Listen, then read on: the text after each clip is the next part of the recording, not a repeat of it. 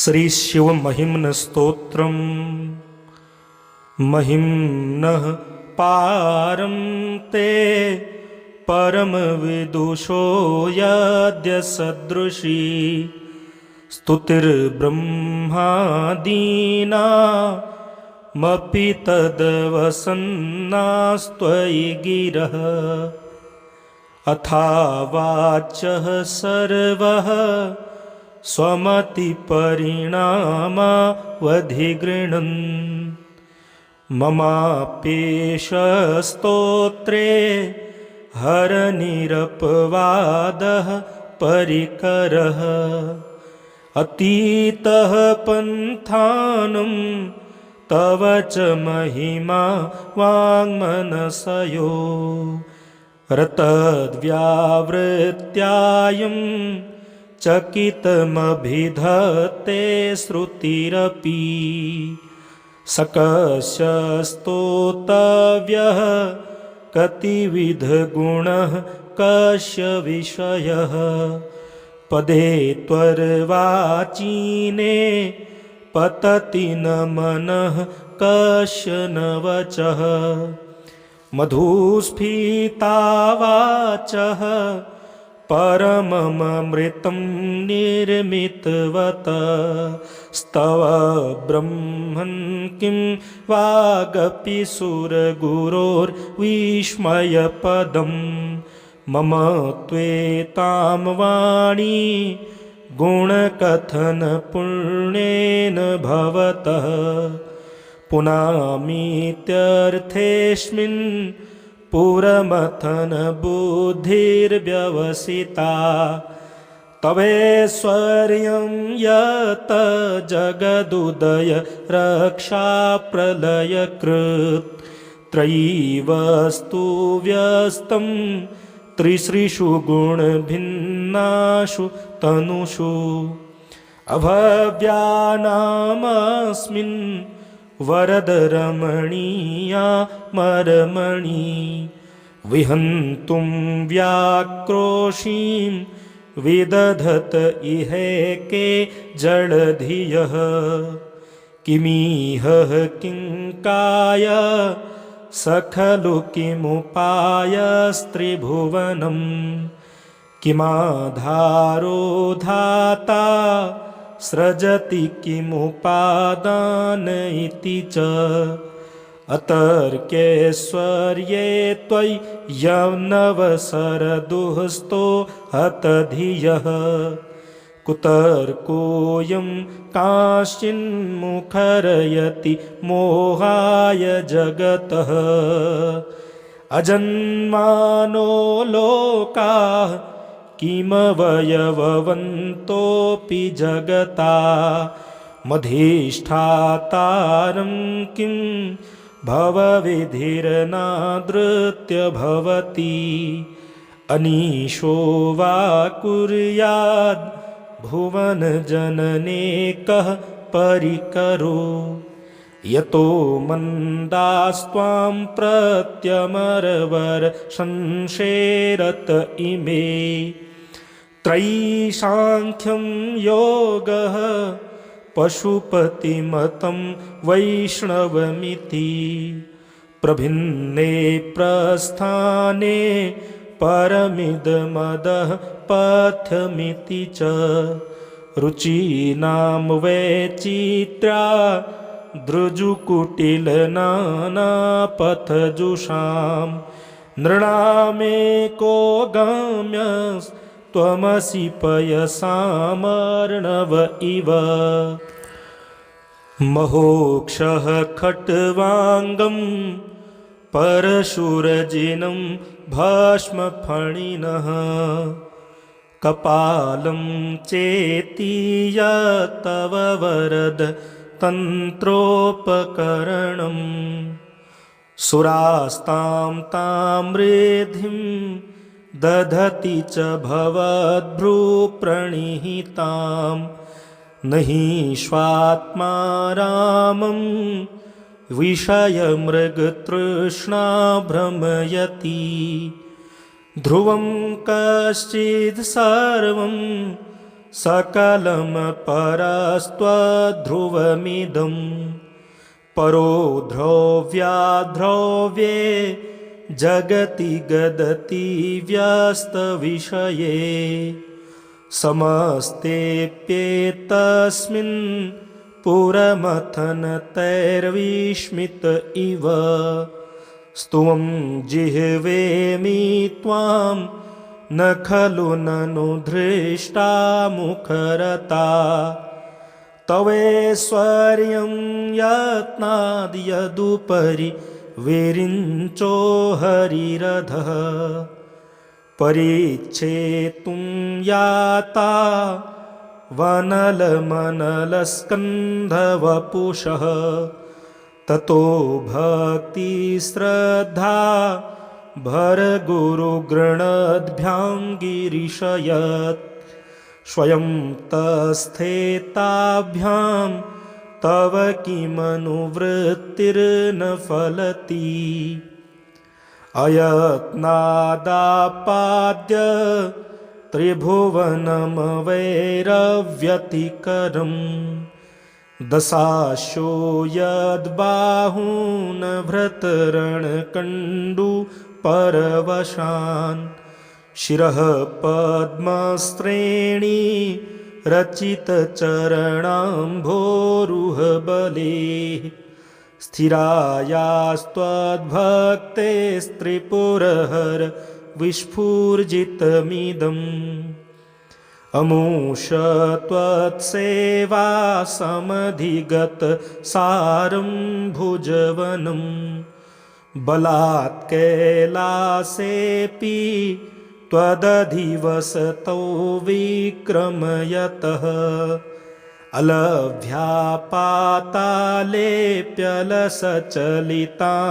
अलभ्यापातालेऽप्यलसचलिताङ्गुष्ठशिरसि प्रतिष्ठा त्वय्यासीत् ध्रुवमुपचितो मुह्यति खलः यद्वृद्धिं सूत्राम्नो वरद परमोच्चैरपि सति मधश्चक्रेवाणः परिजनविधेयस्त्रिभुवनः न तच्चित्रं तस्मिन् वरिवसितरि त्वच्चरणयोर्न कस्याप्युत्पन्ते न भवति शिरस्त्वय्यवनतिः अकाण्ड ब्रह्माण्ड क्षयचकितदेवा सुरकृपा विधेयस्यासीद्यस्त्रिनयन विषं संहृतवतः सकल्माषः कण्ठे तव न कुरुते न श्रियमहो विकारोऽपि श्लाघ्यो भुवनभयभङ्गव्यशिनः असिद्धार्था नैव क्वचिदपि सदेवा सुरनरे निवर्तन्ते नित्यं जगति जयिनो यस्य विशिखा सपश्यन्नि सत्त्वामितरसुरसाधारणमभूत् स्मरः स्मर्तव्यात्मा न हि वशिषुपथ्यः परिभवः महीपादाघाताद् व्रजति सहसा संशयपदम् पदं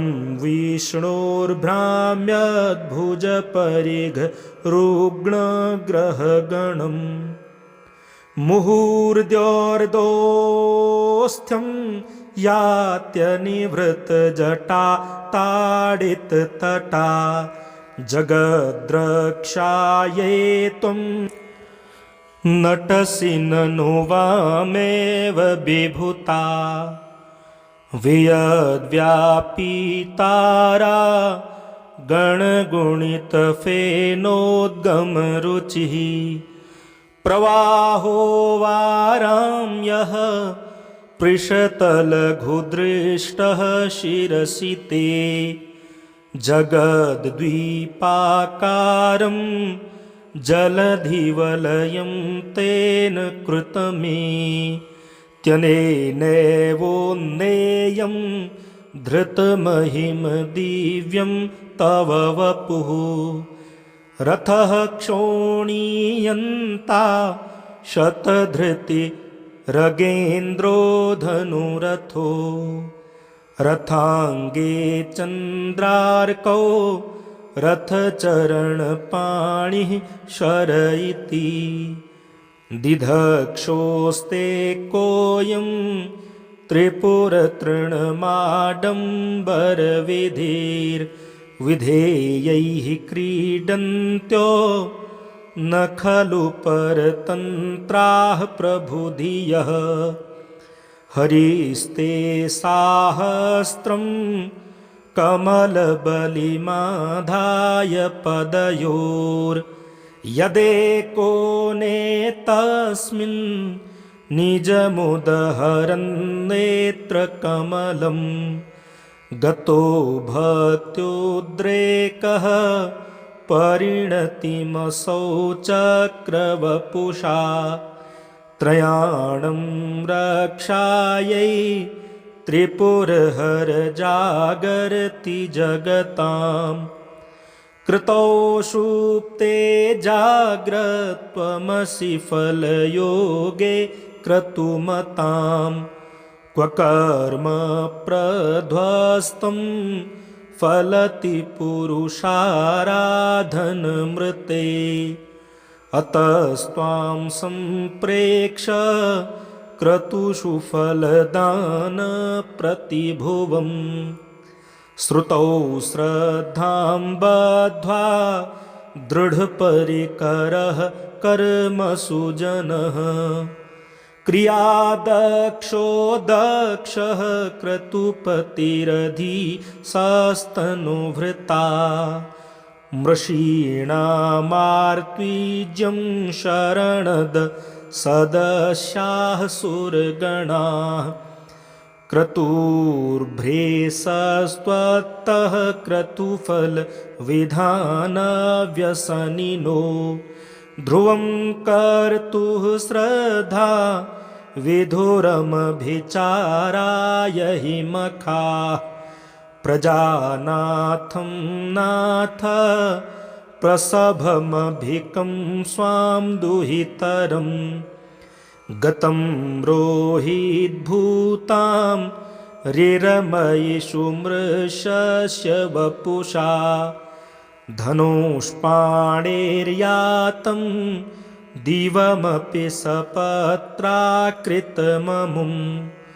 त्रसन्तं तेऽद्यापि त्यजति न मृगव्याधरभसः स्वलावण्याशंसाधृतधनुष महन्नाय तृणवत् पुरः प्लुष्टं दृष्ट्वा पुरमथन पुष्पायुधमपि यदि स्त्रैणं देवी यमनिरतदेहार्धघटना दवेति त्वामधा बत वरदमुग्धा युवतयः शंसाने स्वाक्रीडा स्मरहरपिशाचाः सहचरा श्चिताभस्मालेपः स्त्रगपीन्द्रकरोटिपरिकरः अमङ्गल्यं शीलं तव भवतु नामेवमखिलं तथापि स्मर्तॄणां वरद परमं मङ्गलमसि मनः प्रत्यक्चित्ते सविधमवधायात्तमरुतः प्रहृष्यद्रोमाणः प्रमदसलिलोत्सङ्गितदृशः यदा लोक्याह्लादं हृदय इव निमज्जामृतमये दधत्यन्तस्तत्त्वं किमपि यमिनस्तत्किल भवान् त्वकर्मस्त्वं सोमस्त्वमसि पवनस्त्वं हुतवः त्वमापस्त्वं व्योम त्वमुधरणिरात्मा त्वमिति च परिच्छिन्नामेवं त्वयि परिणता बिभ्रतु गिरम् न विद्यस्तत्त्वं वयमिह तु यत्त्वं न भवसि त्रयीं त्रिस्त्रो वृत्तिस्त्रिभुवनमथो त्रीनपि सुरा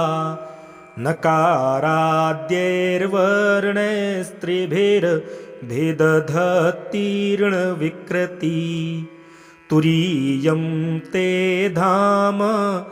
ध्वनिभिरवरुन्धानमणुभिः समस्तं व्यस्तं त्वं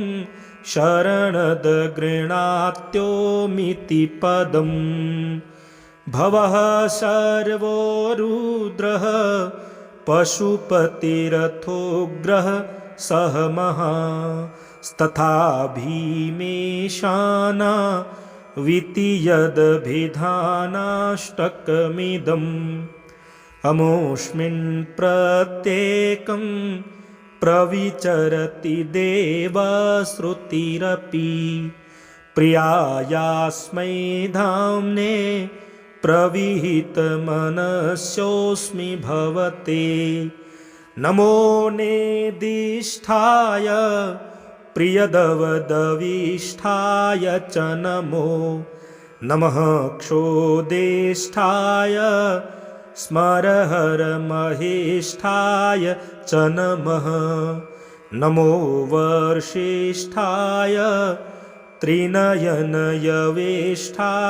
च नमो नमः सर्वस्मै ते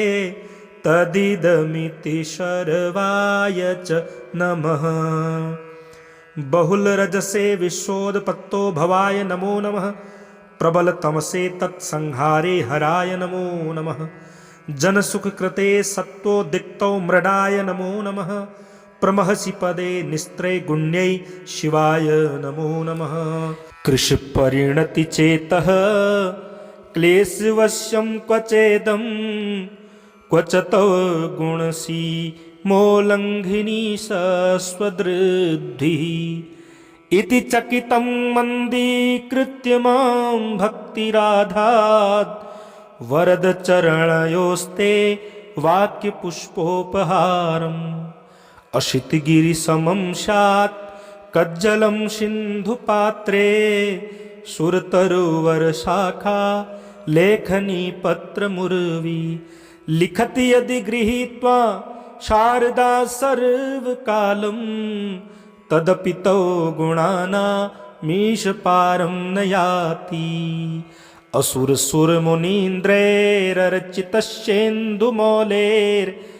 असुरसुरमुनीन्द्रैरर्चितश्चेन्दुमौलेर्ग्रथितगुणमहिम्नो निर्गुणस्येश्वरस्य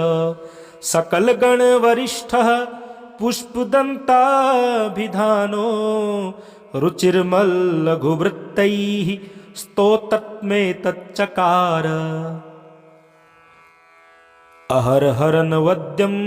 धूर्जटेः स्तोत्रमेतत् पठति परमभक्त्या शुद्धचित्तः पुमान् यः स भवति शिवलोके रुद्रतुल्यस्तथात्र प्रचुरतरधनायुः पुत्रवान् कीर्तिमाश महेशान्नापरो देवो महिम्नो नापरा स्तुतिः अघोरान्नापरो मन्त्रो नास्ति तत्त्वं गुरोः परम् दीक्षादानं तपस्तीर्थं ज्ञानं यागादिकाः क्रियाः महिम्नस्तव पाठस्य कलां नार्हन्ति षोडशीम् कुसुमदसन नामा सर्वगन्धर्वराजः शिशुशशिधरमौलेर्देवदेवस्य दासः स खलु निजमहिम्नो भ्रष्ट एवास्य रोषात् स्तवनमिदं कार्षीद् दिव्यदिव्यं महिम्नः सुरवरमुनिपूज्यं स्वर्गमोक्षैकहेतुं पठति यदि मनुष्यः प्राञ्जलिर्नान्यचेताः व्रजति शिवसमीपं किन्नरैः स्तूयमानः स्तवनमिदं मुमोघं पुष्पदन्तप्रणीतम् आसमाप्तमिदं स्तोत्रं पुण्यं गन्धर्ववासितम् अनौपम्यं मनोहारी शिवमीश्वरवर्णनम् इत्येषा वाङ्मयी पूजा श्रीमच्छङ्करपादयोः अर्पिता तेन देवेशः प्रीयतां मे सदाशिवः तव तत्त्वं न जानामि कीदृशोऽसि महेश्वर यादृशोऽसि महादेव तादृशाय नमो नमः एककालं द्विकालं वा त्रिकालं यः पठेन्नरः सर्वपापविनिर्मुक्तः शिवलोके महीयते श्रीपुष्पदन्तमुखपङ्कजनिर्गतेन स्तोत्रेण किल्बिषहरेण हरप्रियेण कण्ठस्थितेन पठितेन समाहितेन सुप्रीणितो भवति भूतपतिर्महेशः। श्रीशिवमहिम्नस्तोत्रम् महिम्नः पारं ते परमविदुषो यद्य सदृशी स्तुतिर्ब्रह्मादीनामपि तद्वसन्नास्त्वयि गिरः अथावाच्यः सर्वः स्वमतिपरिणामावधिगृह्णन् ममाप्येष स्तोत्रे हरनिरपवादः परिकरः अतीतः पन्थानं तव च महिमा वाङ्मनसयो रतद्व्यावृत्यायं चकितमभिधत्ते श्रुतिरपि सकस्य स्तोतव्यः कतिविधगुणः कस्य विषयः पदे त्वर्वाचीने पतति न मनः कस्य न वचः मधुस्फीता वाचः परममृतं निर्मितवत स्तव ब्रह्मन् किं वागपि सुरगुरोर्विस्मयपदं मम त्वेतां वाणी गुणकथनपुण्येन भवतः पुनामीत्यर्थेऽस्मिन् पुरमथन बुद्धिर्व्यवसिता तवैश्वर्यं यत् जगदुदय रक्षा प्रलयकृत् त्रयीवस्तु व्यस्तं त्रिसृषु गुणभिन्नासु तनुषु अभव्यानामस्मिन् वरदरमणीया मरमणि विहन्तुं व्याक्रोशीं विदधत इहैके जडधियः किमिह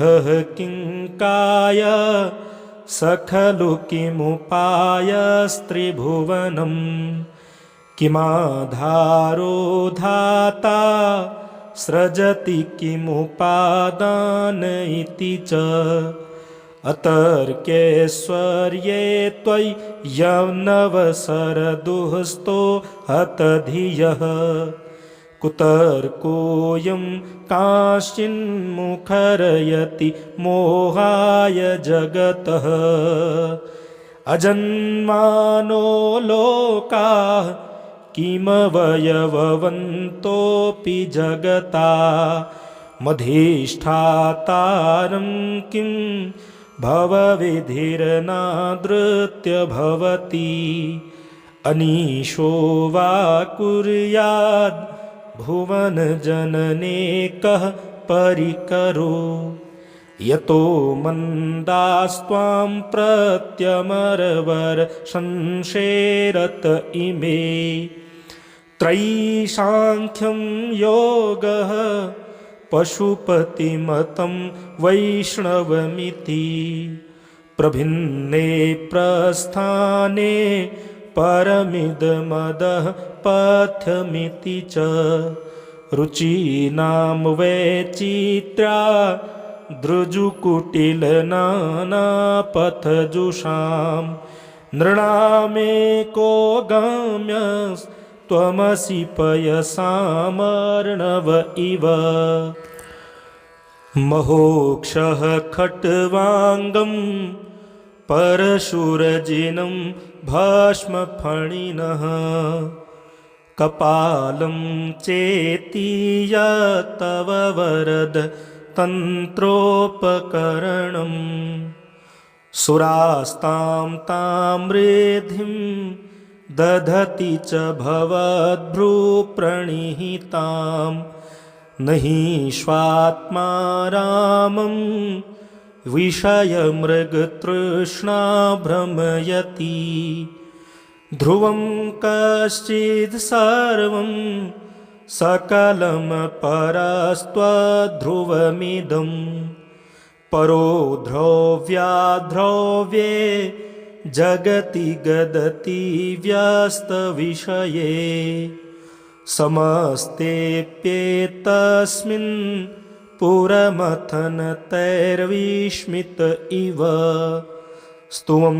जिह्वेमि त्वां न खलु ननु धृष्टा मुखरता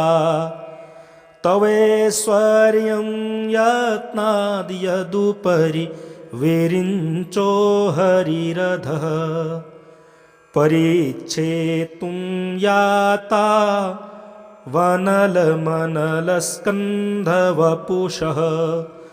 ततो भक्तिश्रद्धा भरगुरुगृणद्भ्यां गिरिशयत् स्वयं तस्थेताभ्यां तव किमनुवृत्तिर्न फलति अयत्नादापाद्य त्रिभुवनमवैरव्यतिकरम् दशाशो यद्बाहून् भृतरणकण्डु परवशान् शिरः पद्मश्रेणी रचितचरणाम्भोरुहबले स्थिरायास्त्वद्भक्तेस्त्रिपुरहर विस्फूर्जितमिदम् अमूष त्वत्सेवा समधिगत सारं भुजवनं बलात् कैलासेऽपि त्वदधिवसतौ विक्रमयतः अलभ्यापातालेऽप्यलसचलिताङ्गुष्ठशिरसि प्रतिष्ठा त्वय्यासीत् ध्रुवमुपचितो मुह्यति खलः यद्वृद्धिं सूत्राम्नो वरद परमोच्चैरपि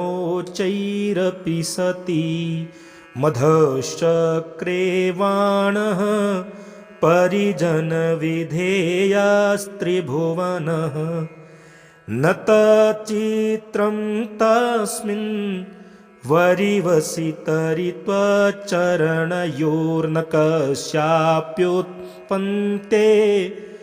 न भवति शिरस्त्वय्यवनतिः अकाण्ड ब्रह्माण्ड क्षयचकितदेवासुरकृपा विधेयस्यासीद्यस्त्रिनयन विषं संहृतवतः सकल्माषः कण्ठे तव न कुरुते न श्रियमहो विकारोऽपि श्लाघ्यो भुवनभयभङ्गव्यशिनः असिद्धार्था नैव क्वचिदपि सदेवासुरनरे निवर्तन्ते नित्यं जगति जयिनो यस्य विशिखाः सपश्यन्नि सत्त्वामितरसुरसाधारणमभूत् स्मरः स्मर्तव्यात्मा न हि वशिषुपथ्यः परिभवः महीपादाघाताद् व्रजति सहसा संशयपदम् पदं विष्णोर्भ्राम्यद्भुजपरिघरुग्णग्रहगणम् मुहूर्द्योर्दोस्थ्यं यात्यनिवृतजटा ताडिततटा जगद्रक्षायै त्वं नटसि ननु वामेव विभूता वियद्व्यापीतारा गणगुणितफेनोद्गमरुचिः प्रवाहो वाराम्यः पृषतलघुदृष्टः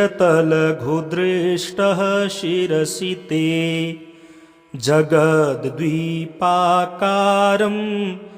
जलधिवलयं तेन कृतमे त्यनेनैवोन्नेयं धृतमहिमदिव्यं तव वपुः रथः क्षोणीयन्ता शतधृतिरगेन्द्रो धनुरथो रथाङ्गे चन्द्रार्कौ रथचरणपाणिः शर इति दिधक्षोस्ते कोऽयं त्रिपुरतृणमाडम्बरविधेयैः क्रीडन्त्यो न खलु परतन्त्राः प्रभुधियः हरिस्ते साहस्रं कमलबलिमाधाय पदयोर्यदेको नेतस्मिन् निजमुदहरन्नेत्रकमलं गतो भक्त्युद्रेकः परिणतिमसौ चक्रवपुषा त्रयाणं रक्षायै त्रिपुरहरजागर्ति जगतां कृतौ सुप्ते जाग्रत्वमसि फलयोगे क्रतुमतां क्व कर्म प्रध्वस्तं फलति पुरुषाराधनमृते अतस्त्वां सम्प्रेक्ष क्रतुषु फलदानप्रतिभुवम् श्रुतौ श्रद्धां बद्ध्वा दृढपरिकरः कर्मसु जनः क्रियादक्षो दक्षः क्रतुपतिरधि सस्तनुभृता मृषीणामार्त्वीज्यं शरणद सदस्याः सुरगणाः क्रतुर्भ्रेसस्त्वत्तः क्रतुफलविधानव्यसनिनो ध्रुवं कर्तुः श्रद्धा विधुरमभिचाराय हि मखाः प्रजानाथं नाथ प्रसभमभिकं स्वां दुहितरं गतं रोहिद्भूतां रिरमयिषु मृषस्य वपुषा धनुष्पाणेर्यातं दिवमपि सपत्राकृतममुं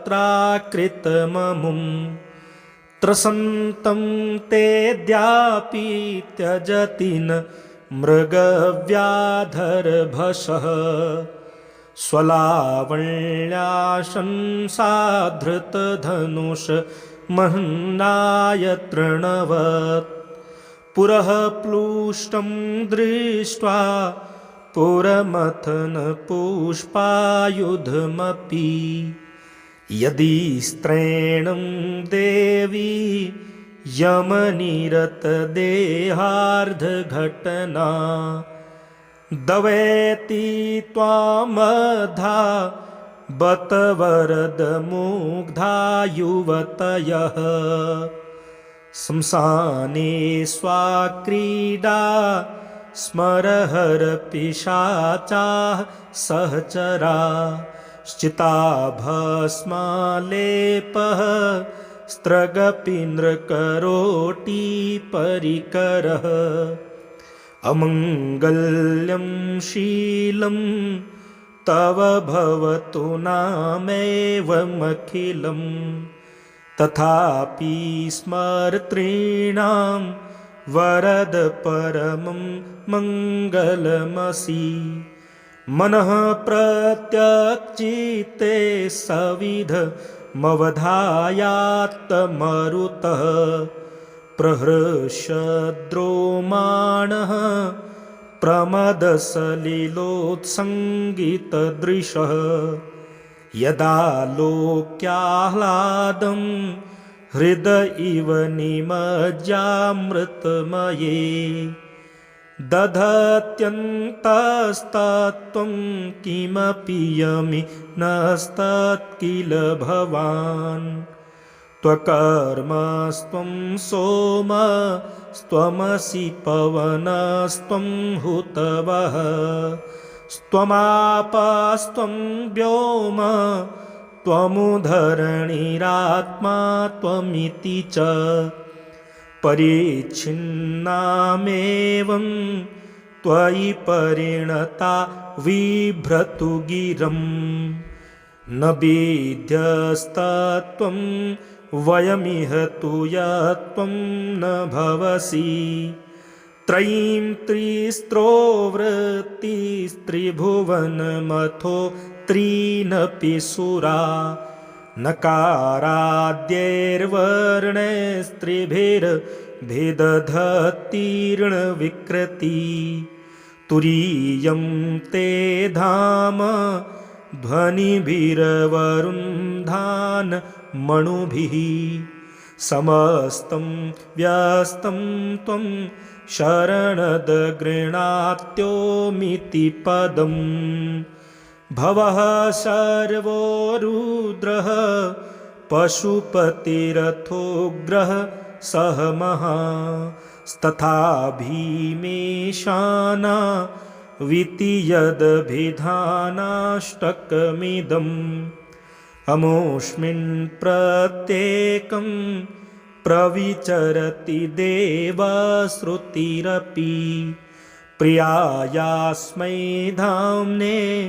प्रविहितमनस्योऽस्मि भवते नमो नेदिष्ठाय प्रियदवदविष्ठाय च नमो नमः क्षोदेष्ठाय स्मरहरमहेष्ठाय च नमः नमो वर्षिष्ठाय त्रिनयनयवेष्ठाय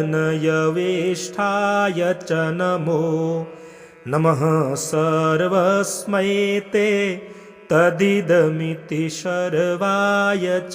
नमः बहुलरजसे विश्वोदपत्तो भवाय नमो नमः प्रबलतमसे तत्संहारे हराय नमो नमः जनसुखकृते सत्त्वोद्दिक्तौ मृडाय नमो नमः प्रमहसि पदे निस्त्रे गुण्यै शिवाय नमो नमः कृशपरिणतिचेतः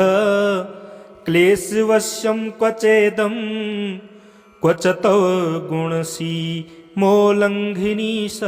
स्वदृद्धिः इति चकितं मन्दीकृत्य मां भक्तिराधात् वरदचरणयोस्ते वाक्यपुष्पोपहारम् अशितगिरिसमं स्यात् कज्जलं सिन्धुपात्रे सुरतरुवर शाखा लेखनी पत्र मुर्वी लिखति यदि गृहीत्वा शारदा सर्वकालं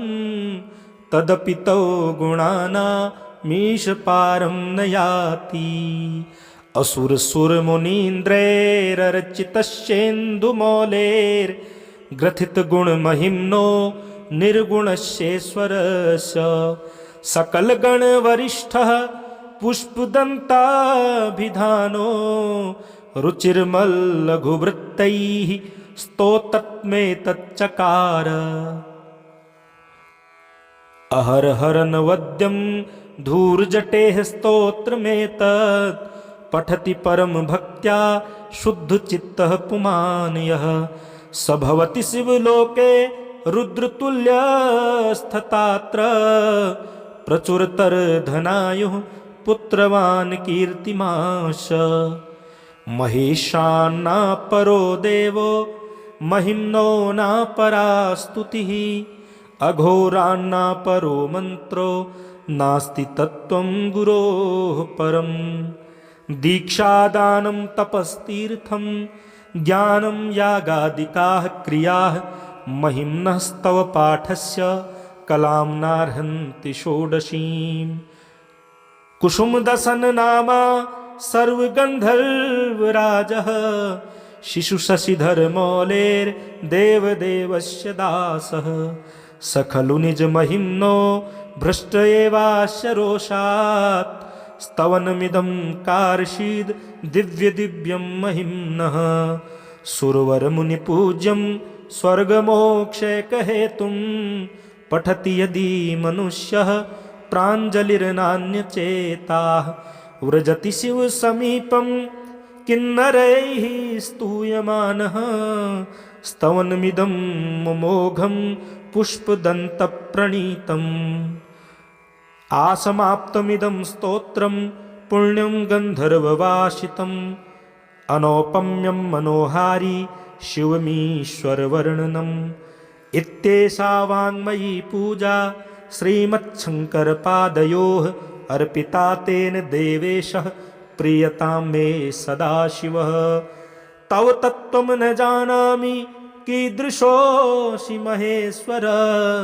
यादृशोऽसि महादेव तादृशाय नमो नमः। एककालं द्विकालं वा त्रिकालं यः पठेन्नरः सर्वपापविनिर्मुक्तः शिवलोके महीयते। श्रीपुष्पदन्तमुखपङ्कजनिर्गतेन स्तोत्रेण किल्बिषहरेण हरप्रियेण कण्ठस्थितेन पठितेन समाहितेन सुप्रीणितो भवति भूतपतिर्महेशः। श्रीशिवमहिम्न स्तोत्रम्। महिम्नः पारं ते परमविदुषो यद्य सदृशी स्तुतिर्ब्रह्मादीनामपि तद्वसन्नास्त्वयि गिरः। अथावाचः सर्वः स्वमतिपरिणामावधिगृह्णन् ममाप्येष स्तोत्रे हरनिरपवादः परिकरः। अतीतः पन्थानं तव च महिमा वाङ्मनसयो रतद्व्यावृत्यायं चकितमभिधत्ते श्रुतिरपि। सकस्य स्तोतव्यः कतिविधगुणः कस्य विषयः पदे त्वर्वाचीने पतति न मनः कस्य न वचः। मधुस्फीता वाचः परममृतं निर्मितवत स्तव ब्रह्मन् किं वागपि सुरगुरोर्विस्मयपदं मम त्वेतां वाणी गुणकथन पुण्येन भवतः पुनामीत्यर्थेऽस्मिन् पुरमथन बुद्धिर्व्यवसिता तवैश्वर्यं यत जगदुदय रक्षा प्रलयकृत् त्रयीवस्तु व्यस्तं त्रिसृषु गुणभिन्नासु तनुषु अभव्यानामस्मिन् वरदरमणीया मरमणि विहन्तुं व्याक्रोशीं विदधत इहैके जडधियः किमिह किङ्काय स खलु किमुपायस्त्रिभुवनं किमाधारो धाता सृजति किमुपादान इति च अतर्क्यैश्वर्ये त्वयि यन्नवसरदुःस्थो हतधियः कुतर्कोऽयं काश्चिन्मुखरयति मोहाय जगतः अजन्मानो लोकाः किमवयववन्तोऽपि जगता मधिष्ठातारं किं भवविधिर्नादृत्य भवति अनीशो वा कुर्याद् भुवनजनने कः परिकरो यतो मन्दास्त्वां प्रत्यमरवर संशेरत इमे त्रयीसाङ्ख्यं योगः पशुपतिमतं वैष्णवमिति प्रभिन्ने प्रस्थाने परमिदमदः पथ्यमिति च रुचीनां वैचित्र्या दृजुकुटिलनानापथजुषां नृणामेको गम्यस्त्वमसि पयसामर्णव इव महोक्षः खट्वाङ्गं परशुरजिनं भस्मफणिनः कपालं चेति तव वरद तन्त्रोपकरणं सुरास्तां तां रिद्धिं दधति च भवद्भ्रूप्रणिहितां न हि स्वात्मा रामं विषयमृगतृष्णा भ्रमयति ध्रुवं कश्चिद् सर्वं सकलं परस्त्वध्रुवमिदं परो ध्रुव्याध्रुव्ये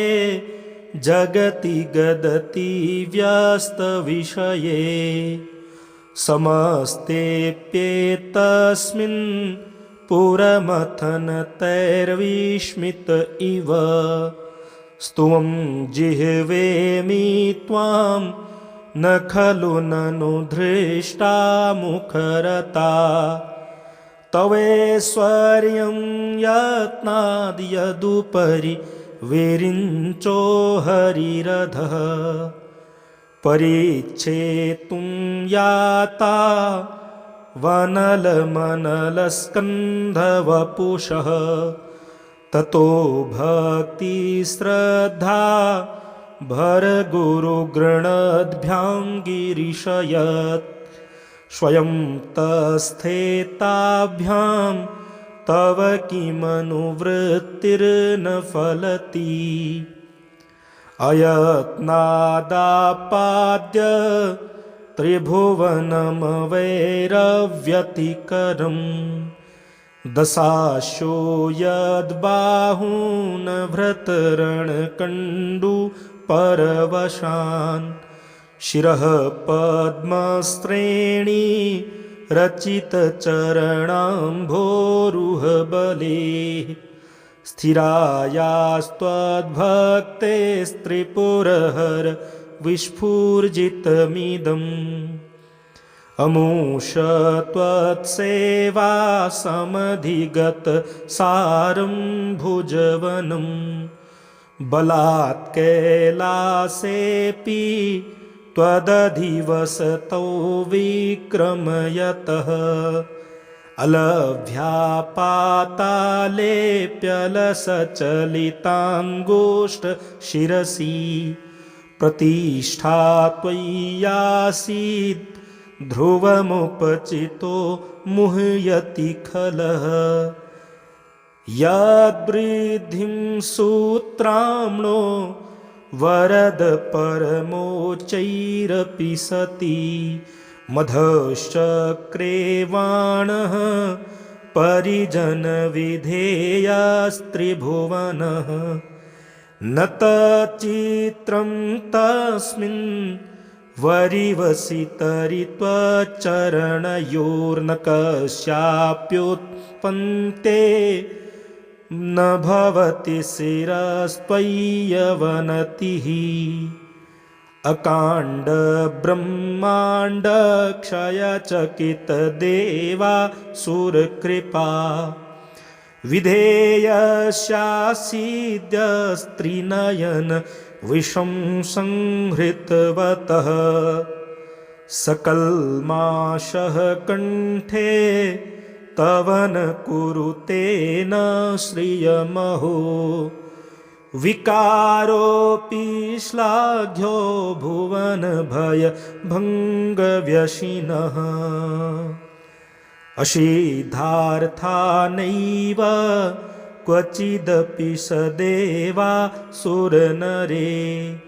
निवर्तन्ते नित्यं जगति जयिनो यस्य विशिखा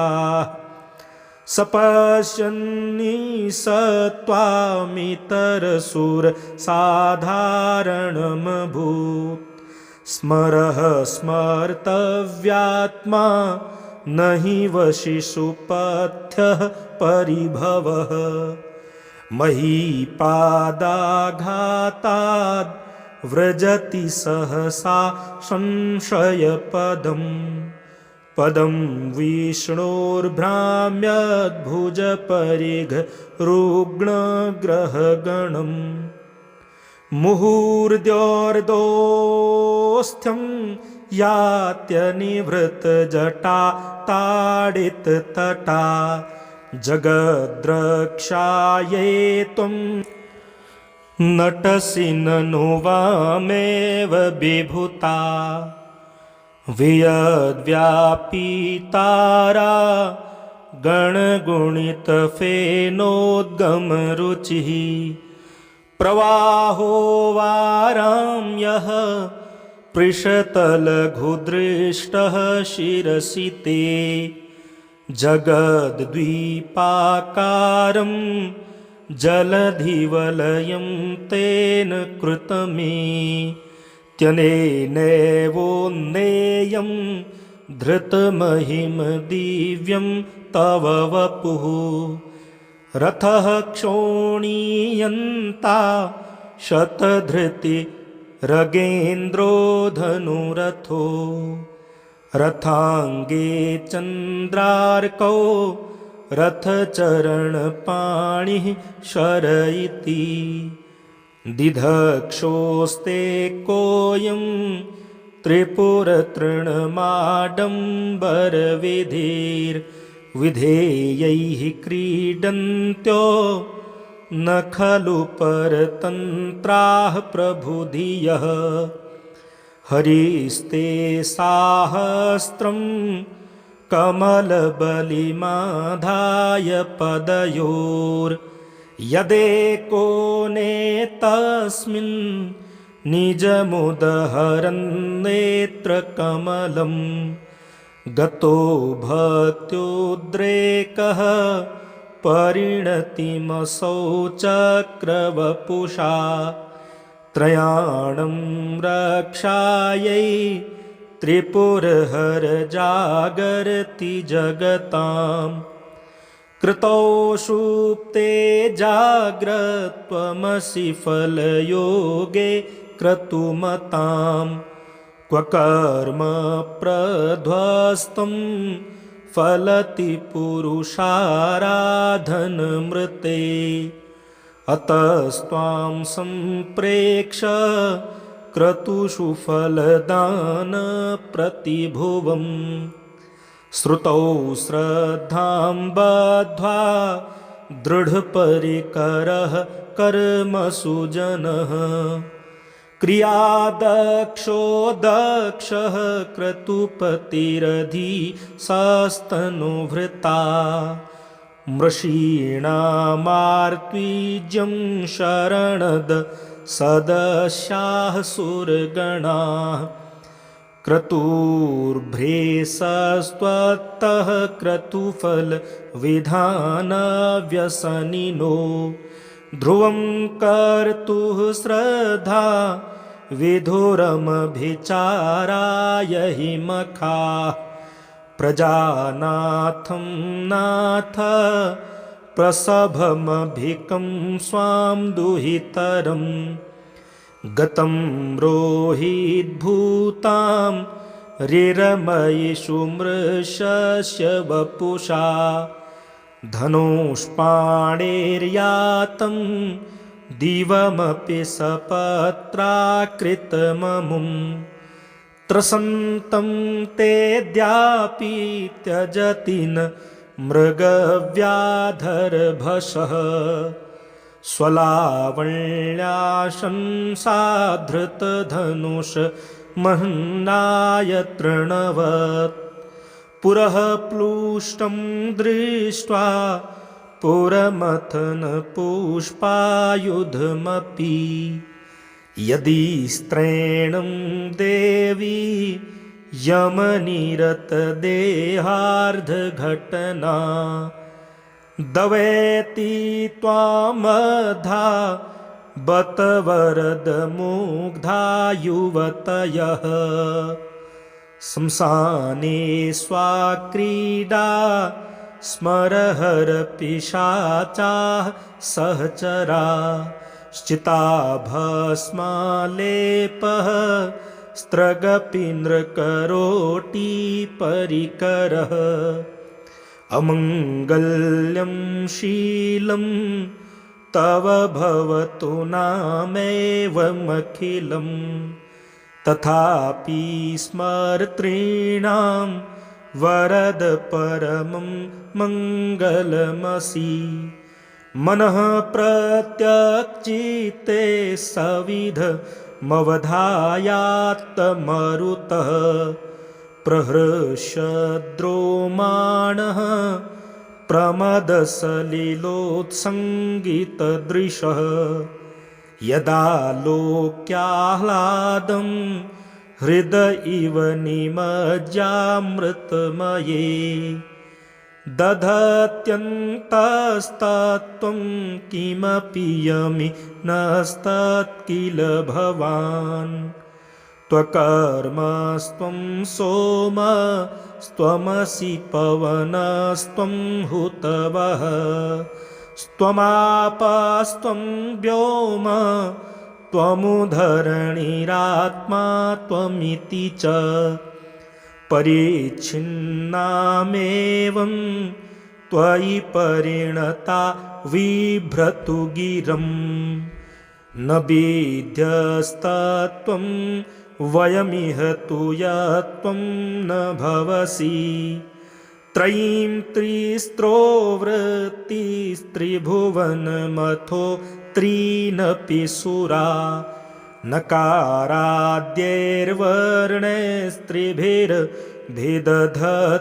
नकाराद्यैर्वर्णैस्त्रिभिर्भिदधतीर्णविकृति तुरीयं ते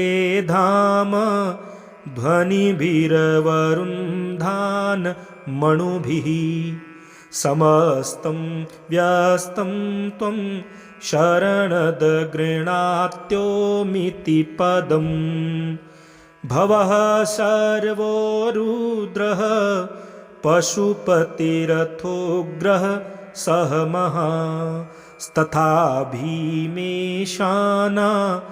वितीयदभिधानाष्टकमिदम्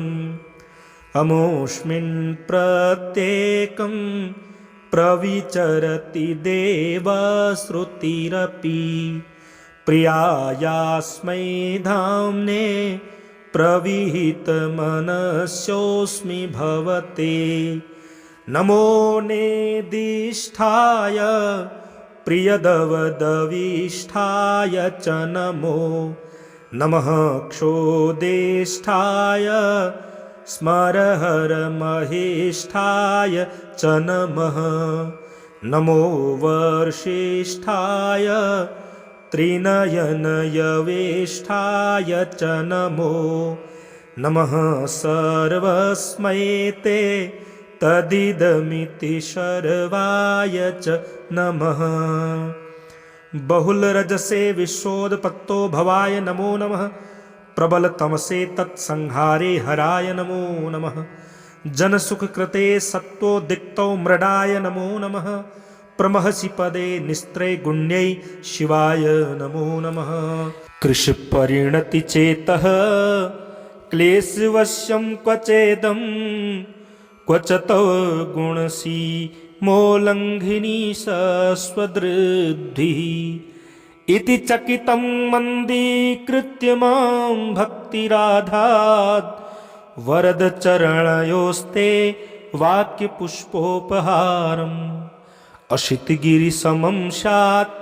कज्जलं सिन्धुपात्रे सुरतरुवरशाखा लेखनी पत्रमुर्वी लिखति यदि गृहीत्वा शारदा सर्वकालं तदपि तौ गुणानामीशपारं न याति असुरसुरमुनीन्द्रैरर्चितश्चेन्दुमौलेर्ग्रथितगुणमहिम्नो निर्गुणस्येश्वरस्य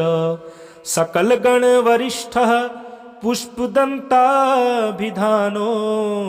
रुचिर्मल्लघुवृत्तैः स्तोतत्मेतच्चकार अहरहरनवद्यं धूर्जटेः स्तोत्रमेतत् पठति परम भक्त्या शुद्धचित्तः पुमान् यः स भवति शिवलोके रुद्रतुल्यस्तथात्र प्रचुरतरधनायुः पुत्रवान् कीर्तिमाश महेशान्नापरो देवो महिम्नो नापरा स्तुतिः अघोरान्नापरो मन्त्रो नास्ति तत्त्वं गुरोः परम् दीक्षादानं तपस्तीर्थं ज्ञानं यागादिकाः क्रियाः महिम्नस्तव पाठस्य कलां नार्हन्ति षोडशीम् कुसुमदसन नामा सर्वगन्धर्वराजः शिशुशशिधरमौलेर्देवदेवस्य दासः स खलु निजमहिम्नो भ्रष्ट एवास्य रोषात्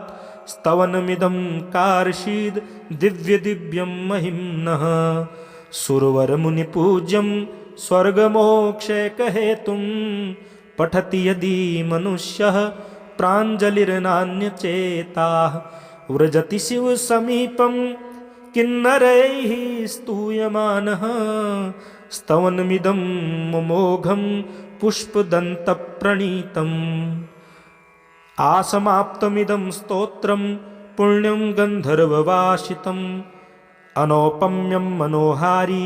शिवमीश्वरवर्णनम् इत्येषा वाङ्मयी पूजा श्रीमच्छङ्करपादयोः